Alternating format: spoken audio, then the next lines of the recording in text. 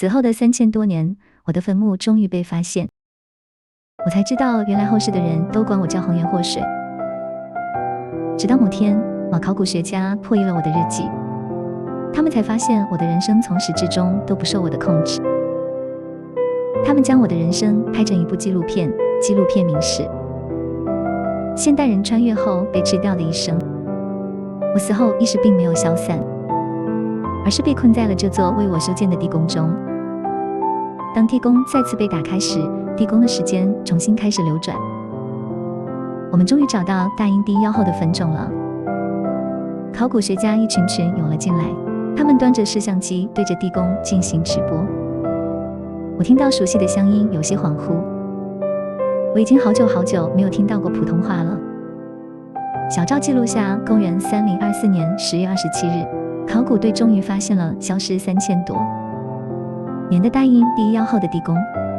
这次发现，我们也许可以发掘出历史上大英的3大未解之谜。我听到这句话，思绪有些混乱。公元3024年啊，我穿越前是公元3010年，也不知道能不能从他们口中得到一些我父母的消息呢？想起这些，我莫名有些激动，可激动又瞬间变得冷静。就算只差10年，那又怎么样？我已经是一个死了3000多年的女鬼了，我还能做些什么？我什么也做不了。小赵是个圆乎乎的小姑娘，带着些刚出校园的稚气。她也有些激动，她带着摄像头开始记录，并且给直播间的人科普。大英有着800年历史，是我国最悠久的朝代之一。可有关于大英朝的历史记载却并不多。对于大英朝的历史，我们大多从后来的演义和小说中得知。其中最为出名的就是大英第一妖后。据闻这名妖后残暴异常，据闻在公元前110年，这名妖后曾在历城活活烧死了10万手无寸铁的百姓取乐。小赵的声音将我的思绪拉得悠长。这件事我也记得，可事情却并不是这样的，并没有10万，只有300，而且也并不是烧死百姓。那年历城爆发瘟疫，死去的人与日俱增。为了防止2次传播病毒，我只能让人将那些死去的遗体拉去统一焚烧。可那时的人讲究视死如生，烧掉遗体便相当于断了那些死去人的来世。那日城中百姓的嘶吼与漫天的火红似乎还在眼前。他们骂我，陆昭，你就是个红颜祸水，你不得好死，你必要遭天谴。小赵的声音将我拉回。红颜祸水或许是吧，但是我说的这个也只是传闻，没有真的事实佐证，只是拿来和直播间的宝子们说着玩的。不过大英对这个妖后确实蛮痛恨的，史书上所有有关于她的史料都被抹去了，只有大英秘文这卷野史上对她有1-2句记载。据说妖后姓陆，名昭，曾是阴历帝的第2任王后。在发现这座地宫之前，我们一直以为妖后是往后小说中虚构出来的人物。小赵带着摄像头蹲在地上，边挖掘边讲解，而我也蹲在他边上，看见了弹幕。真的好想知道妖后到底是怎么死的。大英演义里说妖后卖钩子死的，也不知道是不是真的。都说了是小说，怎么可能是真的？我倒是好奇妖后和阴历帝第1任王后的关系。不是很多史学家都推测那个王后是被妖后活活掐死的吗？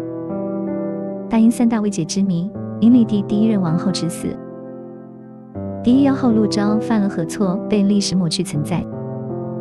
阴历帝为何没有后嗣？你们可别忘了，不管后世怎么批判陆昭，可他也是让殷朝再续200年寿命的狠人。但陆昭也是红颜祸水吧？不然阴历帝怎么可能娶一个大他15岁的女人啊？而且要不是有他很多忠臣，也不会死。大英也不会在后面200年内几乎无人可用。不仅如此，也有史学家推测，阴历帝没有子嗣，也是陆昭害的。据说陆昭不能生育，为了保障自己的地位，他给阴历帝下了绝嗣药。快速滑动的弹幕让我思绪猛地回到3000多年前。那时阴历帝还是个刚出生的婴孩。大阴动荡，先帝忽然薨逝，没有子嗣，全部希望都寄存于皇后的腹中。他将刚出生的婴孩放入我怀中，满眼泪水，阿昭大英的未来交到你手中了。我颤抖着手将女婴拥入怀中，殿外阴雨连绵，大臣们穿着朱红朝服跪在地砖上。我走出充满血腥味的大殿，将女婴举起2声道：皇后娘娘诞下小皇子，但因后续有人。9声钟鸣，体弱的皇后娘娘也在那缠绵的雨丝中轰然离世。忽然小赵像是发现了什么，他惊呼一声，弹幕也热闹起来。我定睛一看，那是我从前写的日记。教授，我好像发现了大英帝腰后的手札。小赵异常激动，弹幕也在飞快滑动。这是骗人的吧？我怎么觉得这本书封面右下角是用简体字写的？楼上的，你没眼花，我也看见了，确实是简体字。这该不会是现代仿造的吧？不然怎么可能出土简体字啊？英朝的文字，我们几十年前不就出土过了吗？教授小心翼翼地接过，他的手有些颤抖，封面处赫然写着陆昭2字。那是我穿越后怕自己被同化，时时刻刻提醒自己所写的第1页写的便是。这是我穿越的第1天，我不知道我为什么会来到这个时代。我想回家，这个时代实在是太恐怖了。我今天刚看见一个小宫女不小心砸了一个花瓶，就被砍掉了双手。嬷嬷说，这就是毛手毛脚的代价。要是不机灵点，她的下场就是我们的下场。呜呜呜！我想回家，我想妈妈了。要是我一觉睡醒就能回家就好了，我再也不惹妈妈生气了。对了，我要不要记录下自己的家在哪儿？要是我到时候把回家的路忘了就惨了。那时的我才刚高中毕业，虽然刚穿越就被吓了一遭，但还是很天真，总认为会有人从天而降带我回家。端端正正的简体字呈现在所有人面前。不是，这真的不是在开玩笑吗？穿越不都在小说里面吗？编的还有鼻子有眼的，竟然还有个真实的地址。难道就我一个人有点毛骨悚然吗？要是这是真的，那他该有痛苦，他到底经历了什么才会变成第1号啊？弹幕刷得很快，我几乎快看不清了。我刚查了下这个地址，这个地址竟然是真的，而且这家人有个女儿在10年前失踪了，和这个日记都对得上。不过这条弹幕很快就被其他弹幕压了下去，没人发现。地宫中出土的这本日记招出了所有人的想象。有的人希望这只是一场恶作剧，有的人觉得这是考古学上历史性的发现，有的人在寻找日记中记载的是否属实。小赵颤抖着手翻开了日记的第2页，依旧还是简体字，好几页记录的都是我穿越后过的日子。小赵快速翻动着，终于看到了一些不一样的。这是我穿越的第10天，我发现我竟然穿到了历史上的大英。天哪，我是不是能见到传闻中的第1号陆昭？还有那位死后谥号为例的大暴君，我要记下来。我真的要见证历史进程了。我要是回去了，一定要开篇论文。小小论文直接拿捏住。不过要是用公元记录法，现在应该是公元前吧，公元元年都还没到。现在应该是公元前21年10月21日。那时的我完全不知道，我已经被卷入了历史的漩涡中，不可脱离，已没有回头路。弹幕也在小赵翻动日记时陷入一片沉寂。我真希望这只是一个恶作剧。陆昭到底知不知道他就是那个历史上不得好死的妖后啊？太残忍了吧！我要是陆昭，我肯定立马崩溃了。在一个陌生的环境中受那么多苦。看到弹幕上那些安慰我的话，我小声地说，其实我也没有多苦，我就是有点累。可惜这句话并不会有人听见。教授，有人找到陆昭的父母了。就在我有些难过的时候，小赵忽然站了起来。我视线余光处瞥见了弹幕上快速划过的文字。你好，这本日记中的陆钊我好像认识。他在10年前就失踪了，我能联系到他的父母，我刚刚将直播的截图给他们发去了。请问能不能让陆钊的父母和你们连线一下？陆钊父母为了找陆钊，这10年来快找遍全世界了。陆钊的妈妈哭得眼睛都快瞎了。陆钊爸爸最近也生了病，身体非常不好。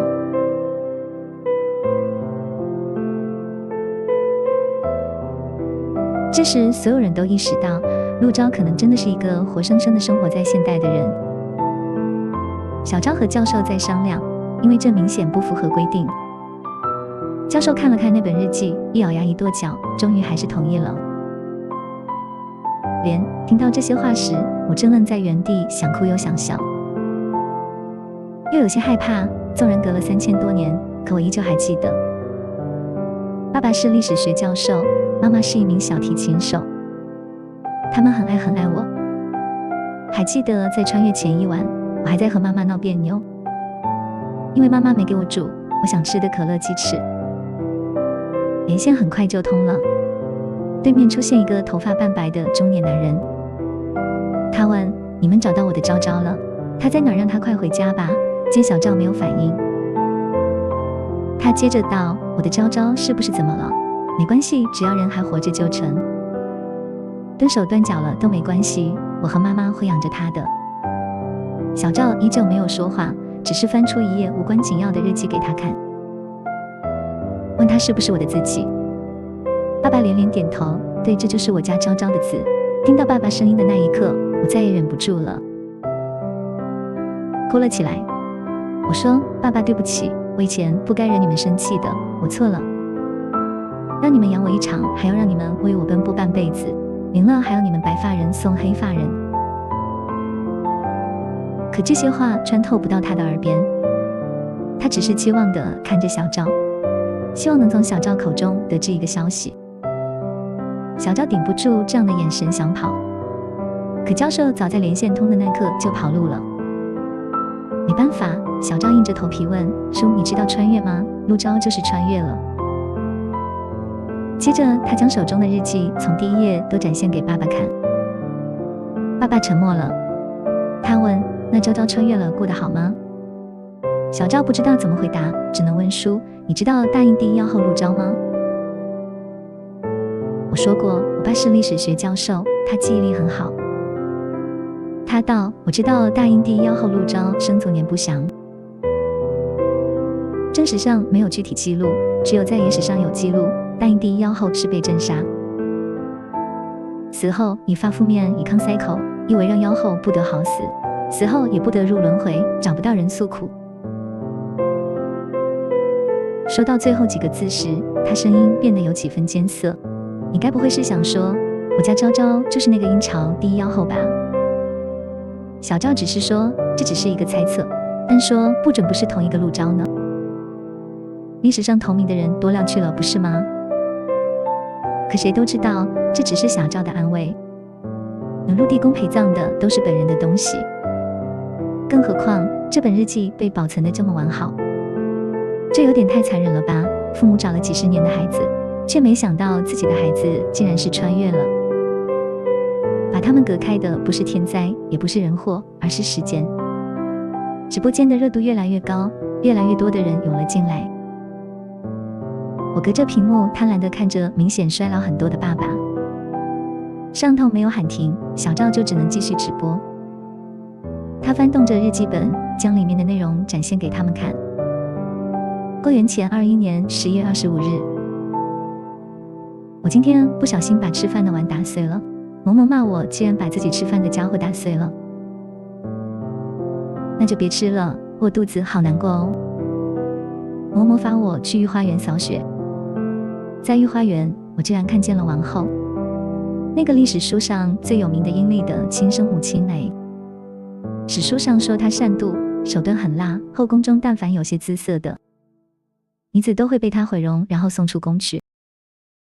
所以导致阴历帝父亲在位时只有她一位皇后。可他真的好温柔，和史书上的完全不一样。他发现我在瞧看他的时候，不但没罚我，竟然还给了我2块桂花糕。问我几岁了，说我还是个孩子，怎么也进了宫。哎，有点想妈妈了。不知道妈妈想没想我，我真的好想回家啊。回家了，我一定要宰老爸一顿。公元前21年10月28日，太可怕了，我今天差点死了。幸好王后路过救了我，王后真的好好啊。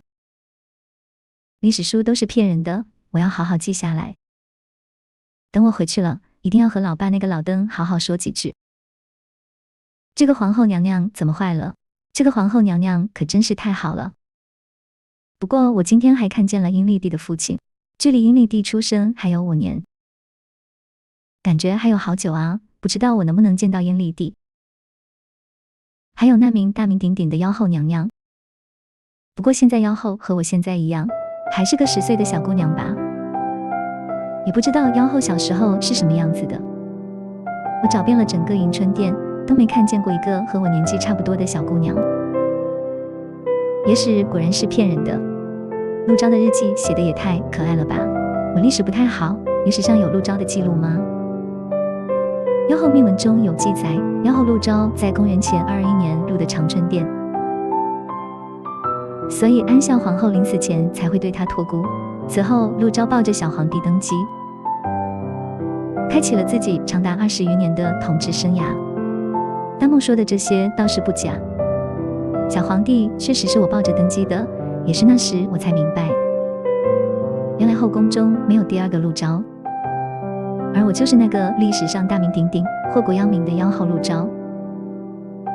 确实是这样的，根据有限的史料记载，陆昭为了阻止阴历帝亲政，赐死了多位忠臣，还曾在阴江口斩杀江南300官员，使得江南一带的文化交流断层。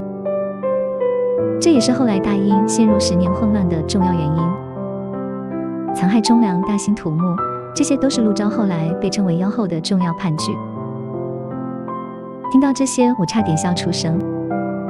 原来我死后，那些史学家都是这样说我的。我垂下眼，这其实也怨不得他人，领先时代半步的是天才，领先时代太多步的是疯子。我做的那些事情已经触及了那个时代的利益，在我活着的时候，我便预料到他们会抹黑我了。毕竟史书是胜利者书写的。我还记得那年殷遂礼15岁正要亲政，恰逢江南道水患，那些大臣以此为借口，让殷遂礼下罪己诏。小小的人满是委屈，问我凭什么？明明不是他的错，为什么要他下罪己诏？他们想搓磨小皇帝锐气，给小皇帝一个下马威。我让殷遂礼别怕，我会帮他的。我亲自去了江南道治理水患，可在那另一般的江南道，我看清了大殷水下的浑浊。江南道的官员们官官相护，盘根错节，朝廷中的赈灾粮完全到不了百姓手中。我拿着殷遂礼赐给我剑，在殷江口斩杀了300江南贪官，百姓们跪在河两岸，高呼陆青天来了，我们有救了。可在滔滔洪水中，我瞥见了自己既定的未来。但我觉得陆昭并不会做出这些事来。小昭的声线将我的思绪拉回，或许今天我们都将见证历史，历史上有关于陆昭的一切，或许都将被推翻。直播另一头的爸爸不知道什么时候挂断了连线，但我知道他现在肯定也还在。小昭还想再说些什么的时候，教授惊喜的声音忽然传来：小昭快过来，我们找到阴历帝第1任王后的墓志铭了。弹幕也在此刻刷屏，这么快，墓志铭是不是能揭开第1任皇后的死因啊？我是真的想知道，陆昭到底有没有害死第1任皇后？看了陆昭的日记，我对陆昭妖后的这个名头都有点动摇了。我跟着小赵飘到了另一个墓室，教授摸着墓室的手都在颤抖，老泪横秋。找到了，我们终于找到了我们研究了一辈子殷朝历史，现在我们终于找到缺失的历史了。小昭也凑上去看了，这块墓志铭的落款是陆昭。我去，这是什么情况？不是说陆昭和阴历帝第一任皇后斗得和乌眼鸡一样吗？墓志铭不应该是关系最亲密的人给写的吗？真的要疯了！英朝历史有关于阴历帝这一部分的历史都要被推翻了。有谁能给我解释下墓志铭上多写了点什么啊？英朝历史研究生在这儿，虽然学的都被推翻了，很想哭，但还是出来给你们解读下墓志铭上面都写了什么吧。阴历帝第一任皇后是清河崔氏的嫡长女，姓崔名子渊，在15岁及笄时就嫁给了阴历帝。下面说的就是崔子渊的家庭背景有多厉害，说她的品行有多么的好。可惜红颜薄命，在19岁时就中毒死了。注意，这是出土所有文献中第一次对阴历帝第一任皇后崔子渊的死因有正面的描述，也就是说，崔子渊不是陆昭杀的，而是被毒死的。可这个墓志铭是陆昭写的啊，怎么知道是不是陆昭为了掩饰故意写假的墓志铭？他们的发掘行动还在继续，小昭也不急着看日记了，开始在这个墓室找寻有关于崔子渊的文字记载。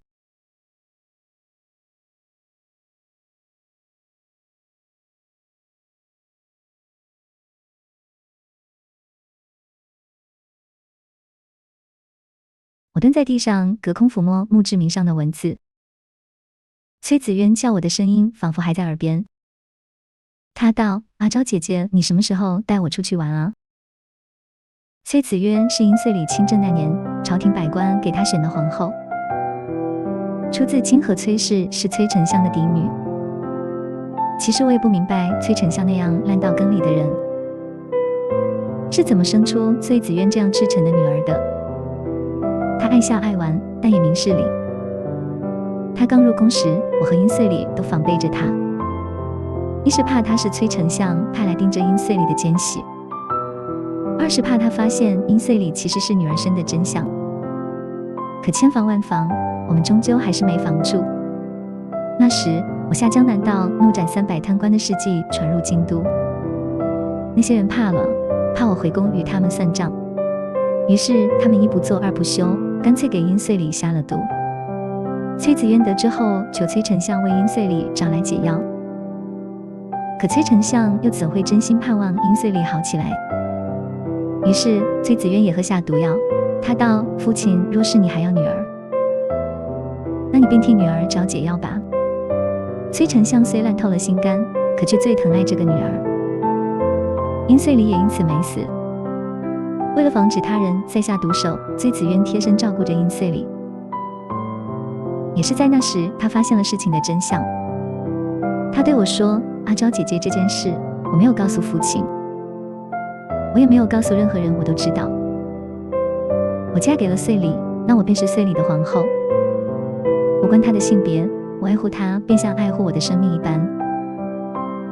若他们要害岁里，那便先杀死我吧。”或许是一语成谶，崔子渊最后真的为了保护岁里死了。他带着崔丞相和我们的恩怨一同埋进了幽深的地下。快看这里，这里有个木匣。小赵忽然找到了什么，突然兴奋起来。经常看直播的人都知道，殷朝是个极为注重鬼神之说的朝代，他们觉得视死如生。这种木匣子一般都是存放主人生前最重要的事物。或许在这里面，我们能找到我们想知道的。小赵小心揭开盒子，里面只有3件物品：一把沾血的匕首，崔子渊自杀时用的；一枚凤凰佩，那是殷朝历代王后的信物；一封被保存很好的信，崔子渊留给我们遗言。看到早就干涸的血迹，我的思绪仿佛飘回了3000多年的那个雪夜。茫茫大雪压得屋外翠竹噼啪作响，油灯炸开一簇灯花。我正在处理以崔丞相为首的奏折，他们要求清军策斩宁臣，也就是他们想杀了我。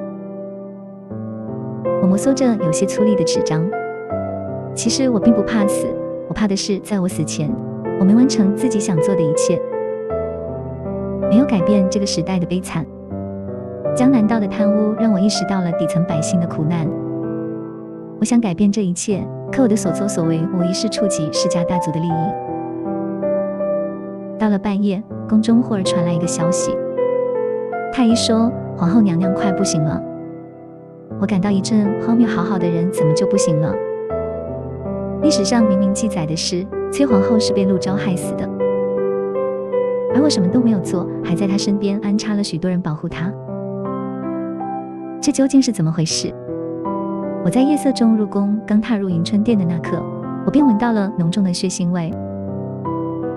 崔子渊面若金汤，裹着纱布的脖子还在源源不断地涌出血液。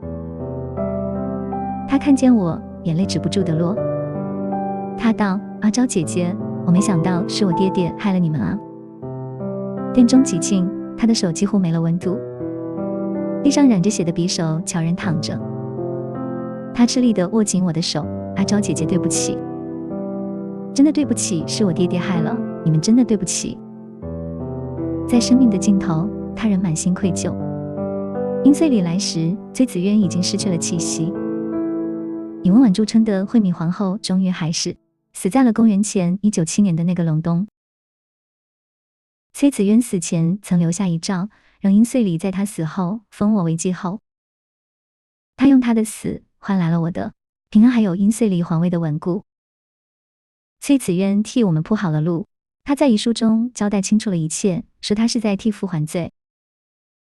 可后妃自枪是重罪，为了让崔子渊死后能够安稳，那夜的事没有人敢传出去。那封遗书也被我藏在了匣子中，当成了崔子渊的陪葬品。次年，我将以崔丞相为首的30名贪官处死。直到那时，我才明白，原来历史上妖后残杀忠臣的名声是这样来的。我被历史裹挟着，成了推动历史发展的一部分。不是吧？崔子渊竟然是自杀，而且崔丞相竟然是奸臣。那我之前学的崔丞相是忠臣被残害的历史算什么？上面的算你努力。所以崔子渊和陆昭其实关系很好，而且崔子渊很支持陆昭。小赵看清遗书后，手也是在一直颤抖。他说：“这简直是历史性的一刻！你们看，这封遗书分明是崔子渊的亲笔。前几年我们挖掘出的殷朝墓穴中，里面也有一幅崔皇后的亲笔字画。这封遗书上面还有当时皇后的后印，别人伪造不了。不行了，我想哭，这该有多痛苦啊！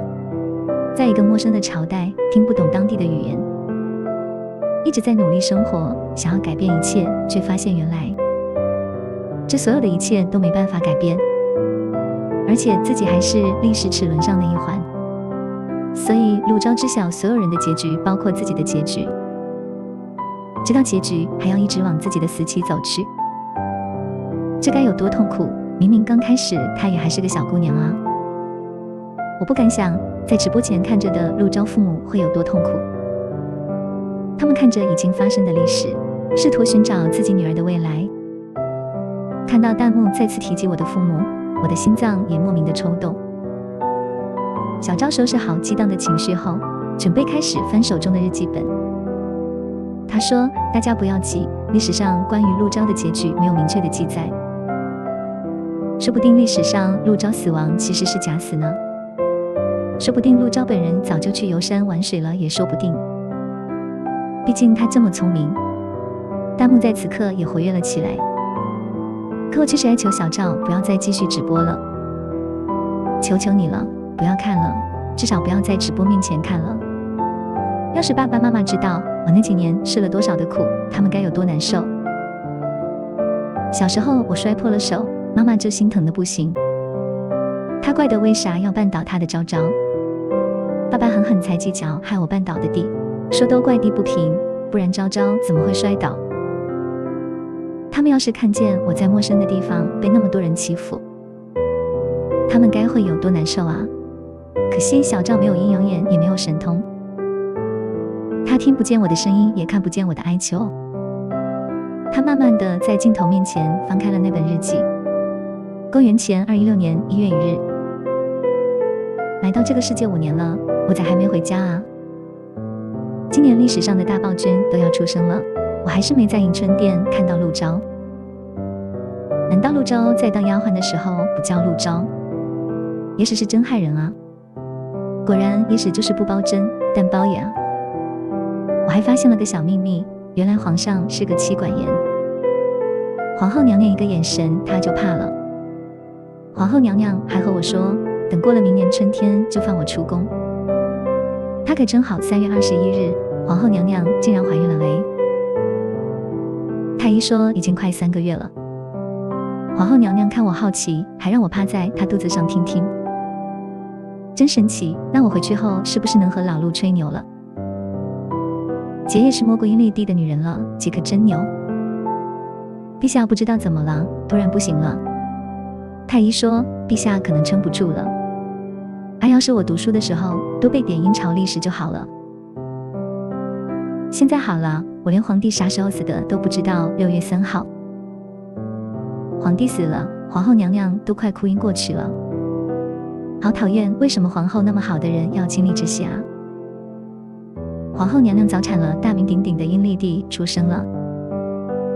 家人们谁懂啊？阴历帝竟然是个女孩子，这老师也没教过啊。皇后娘娘也死了，她把阴历帝丢给我了。她说她要和陛下在地底下重逢了。不是。她怎么敢的啊？我15岁小姑娘，我真的能带好孩子吗？他们一个两个是潇洒了，去的底下了。就留我一个，苦逼的给他们带孩子。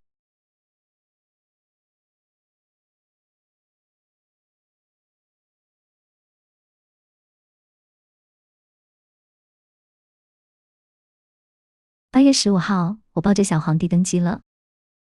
我真的要疯了，虽然说我很努力，但我也不想顶替妖后的位置啊。马朵阴岁里，他又尿了，他还笑得挺得意。8月18号，阴岁里又双落的尿了，心情不好不记了。公元前215年2月11号，今天阴岁里竟然会说话了，他开口第一句话就是喊姐姐，老母亲真的落泪了。随着阴岁里年纪的增长，这本日记的时间相隔的就越大。公元前201年3月1日，岁里今年15岁了，按照先帝遗诏，他今年应该亲政了。可恶的崔老头竟然以岁里还没成婚为由，不让他亲政，气死我了，气死我了！气得我好想画个圈圈诅咒他。3月4号，我就说崔老头没啥好心思吧，他今早上还说自己年纪大了，该起骸骨了，下一秒就说陛下该成婚了，要把自己的女儿塞给岁里当皇后。真想长矛沾屎戳进他嘚吧嘚吧的嘴里。8月12号，我是真没想到啊，崔老头那个傣族还能出好笋。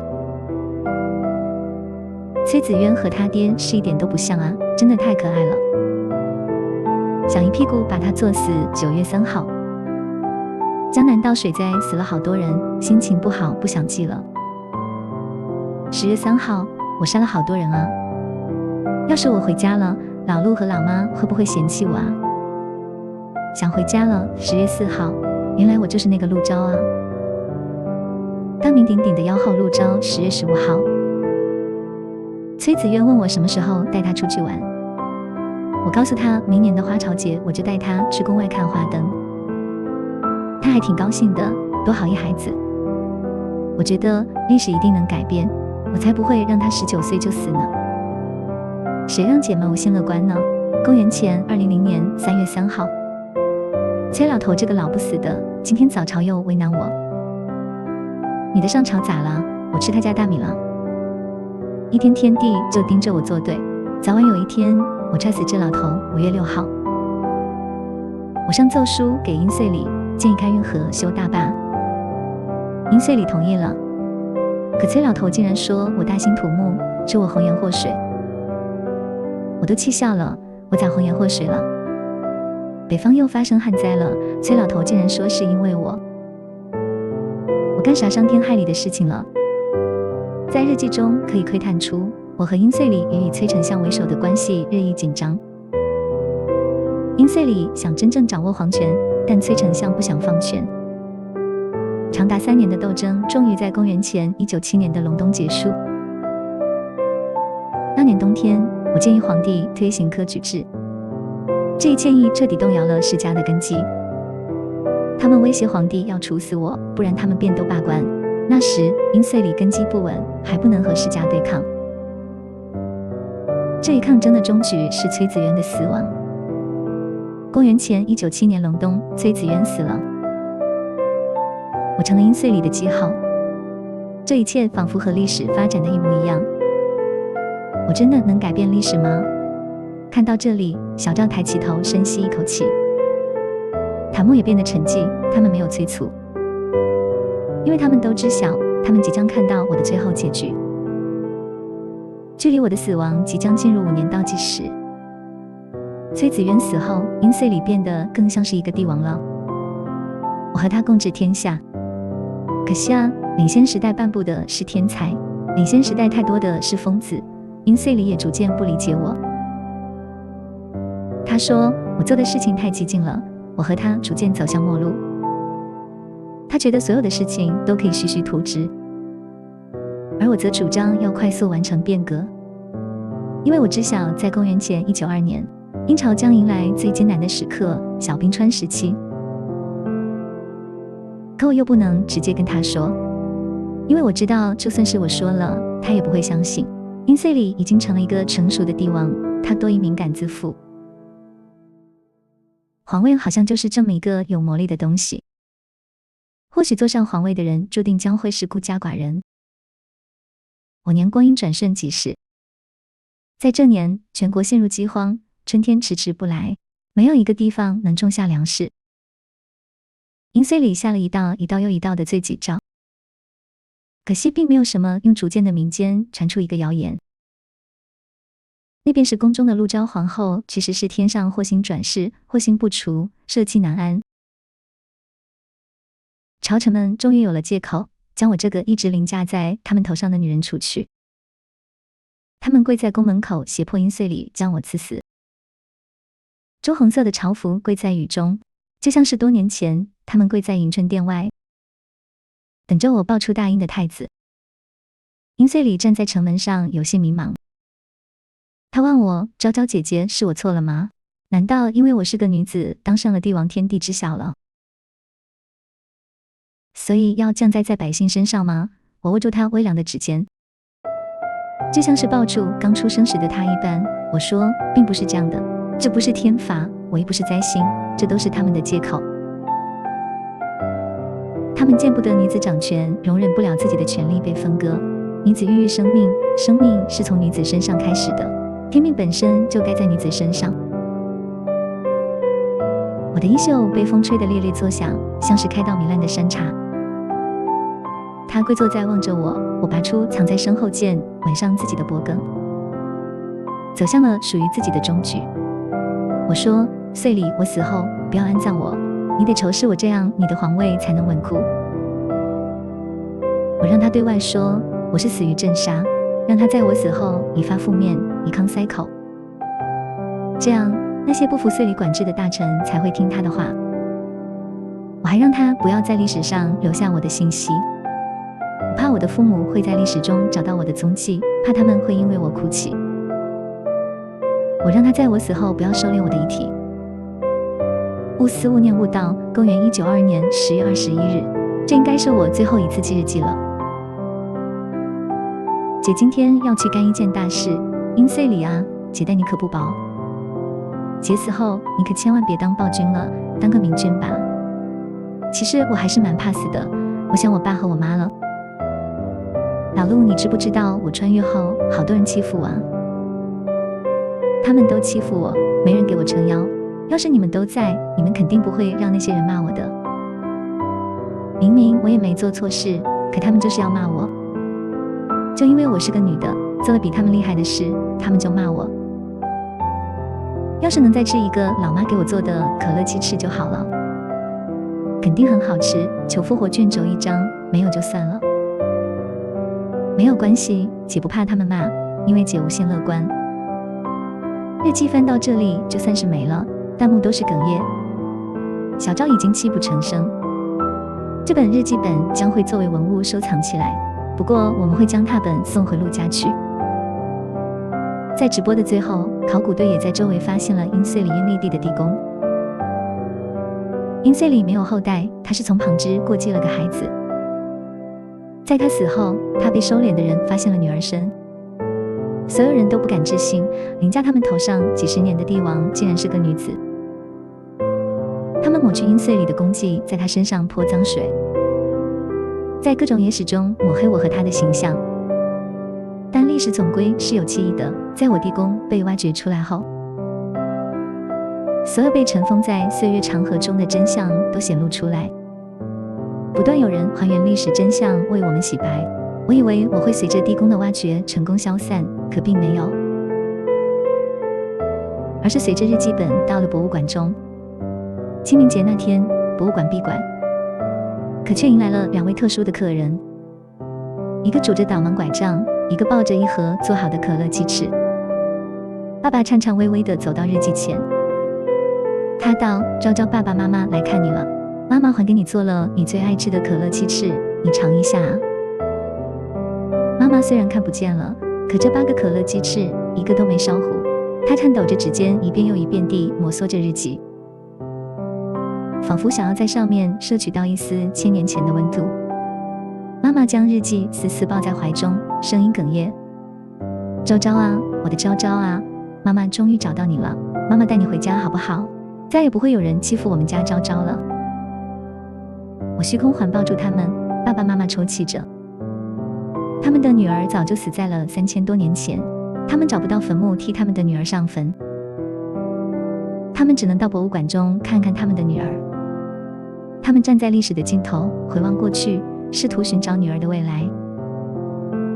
小赵将日记本取出来，放到爸爸妈妈怀中，又将拓本放进了玻璃箱中。小赵说：“这不符合规定啊。”教授说：“规定是死的，人是活的，这是人家闺女最后一点遗物，而不是冷冰冰的文物。”妈妈珍惜地将日记本抱在怀中，就像是抱起刚出生时的我一般，慢慢地往家中去。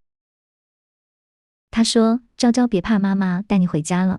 博物馆外是大好的天气，万里无云。”我说：“今天的天气可真好啊。”妈妈溃散的眼眸忽然出现了神采，她仿佛看见了我一般。她说：“是啊，今天的天气可真好。”